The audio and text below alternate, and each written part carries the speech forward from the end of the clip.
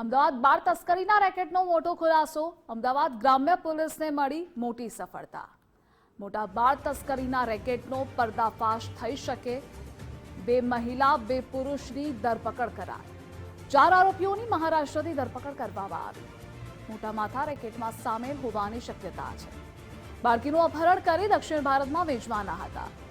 ધોળકામાંથી 7 મહિનાની બાળકીનું અપહરણ થયું.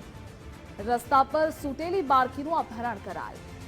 અપહરણ થયેલી બાળકીની પોલીસે કસ્ટડી પણ મેળવી. ધોળકાના આઈવીએફ સેન્ટરમાં કામ કરતી નર્સે જ અપહરણ કર્યું હતું. નર્સે બાળકીનું અપહરણ કરી ઔરંગાબાદ વેચવા પહોંચી હતી. બાળકીની ખરીદી કરનાર સહિત નર્સની ધરપકડ કરાઈ. તો અમદાવાદ ગ્રામ્યની ટીમ ઔરંગાબાદથી આવવા રવાના થઈ છે અને આ મુદ્દે અર્પિત જોડાયેલા છે. અર્પિત, વિગતો જણાવશો.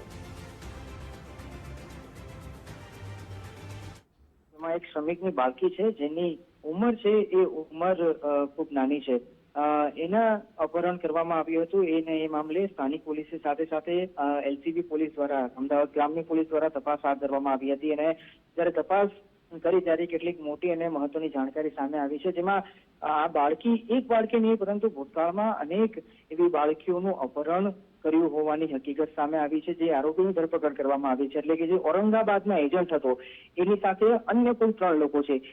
એના સાથે કુલ 4 લોકોની ધરપકડ થઈ છે અને એમાં હકીકત સામે આવી છે કે જે લોકલ મહિલા હતી, જે નર્સ હતી, એને ધોળકાના અન્ય 2 મિત્રો સાથે મળીને આ બાળકીનું અપહરણ કર્યું હતું અને એ બાળકી ઔરંગાબાદ એને વેચાણ કરવાની હતી. જો કે એ વેચાણ કરી એ પહેલા જ પોલીસને હકીકત અને બાતમી મળી હતી અને એના આધારે વોચ ગોઠવી અને આખી જે ઓપરેશન છે એ પાર પાડ્યું છે અને સહી સલામત રીતે જે અપહરણ કરાયેલી બાળકી છે એની કસ્ટડી પણ મેળવી લીધી છે અને જે 4 આરોપી છે 4 આરોપીને પણ પકડી અને ઔરંગાબાદથી ટીમ રવાના થઈ છે, જે આજે રાત સુધી અહીંયા પહોંચવાની છે અને વધારે ઇન્ટ્રોગેશનમાં એ ખ્યાલ આવશે કે બાળકીને લીધા પછી એને ક્યાં લઈ જવામાં આવી હતી, સૌથી પહેલા એની સાથે શું કરવામાં આવ્યું હતું, જે સોદો થવાનો હતો એ કેટલામાં સોદો થવાનો હતો અને અપહરણ કર્યા પછી, વેચાણ થયા પછી એનો ઉપયોગ કયા કયા કામો અથવા તો એનું શું કરવામાં આવનાર હતું, એ તમામ બાબતોની પૂછપરછ કરવામાં આવી રહી છે. પણ એક સૌથી મોટી સફળતા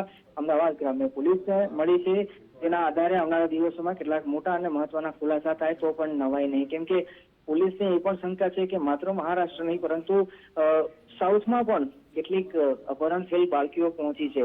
કેમ કે જ્યારે આ બાળકીઓના જે શ્રમિક લોકો હોય છે, શ્રમિક લોકો રસ્તા પર અથવા તો ફૂટપાથ પર સૂતા હોય અથવા તો બેઠા હોય ત્યારે વાલી વારસદારને ખ્યાલ ન પડે, એમનું ધ્યાન ન જાય, એ પ્રકારે આ બાળકીઓનું અપહરણ કરવામાં આવતું હતું અને એ આખું રેકેટ છે એ રેકેટની બાબત જે હકીકત હવે સામે આવી છે ત્યારે પોલીસની જે તપાસ છે એ તપાસમાં અન્ય કેટલાક મહત્વના બાબત ઘડી મળે અને એના આધારે અન્ય કેટલીક મોટા ઘટસ્ફોટ આવનારા દિવસોમાં થાય એવી પૂરેપૂરી શક્યતા છે. જે અર્પિત જોડાવા બદલ આભાર આપનો.